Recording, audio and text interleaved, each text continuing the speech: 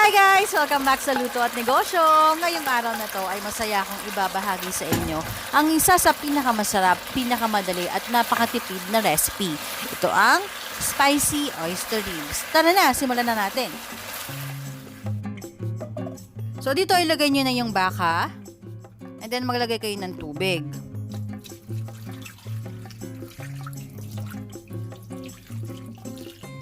Pakuluan nyo lang.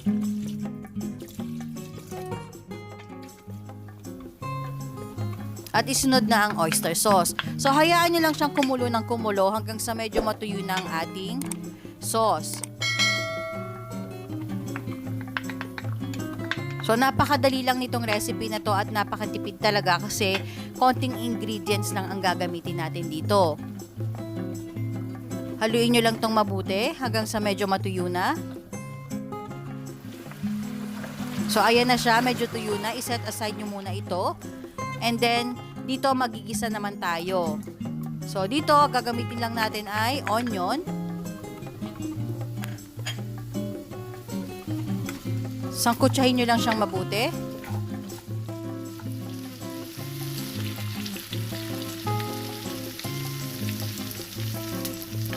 And then, ang sili.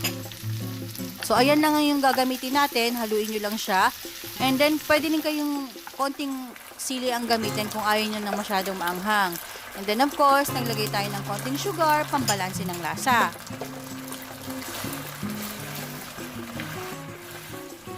So, i-mix nyo lang siyang mabuti. And then, ihalo na natin ang ating onion at ang ating sili.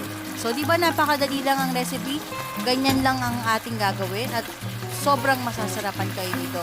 Pwede nyo siyang i-share sa inyong pamilya, gayahin ninyo at i-comment nyo lang sa comment section kung ano yung magiging outcome sa inyo. By the way, kung bago pa lamang kayo sa aming channel, huwag niyong kalimutang mag-like, mag-share, and mag-subscribe para updated kayo sa lahat ng aming mga recipes.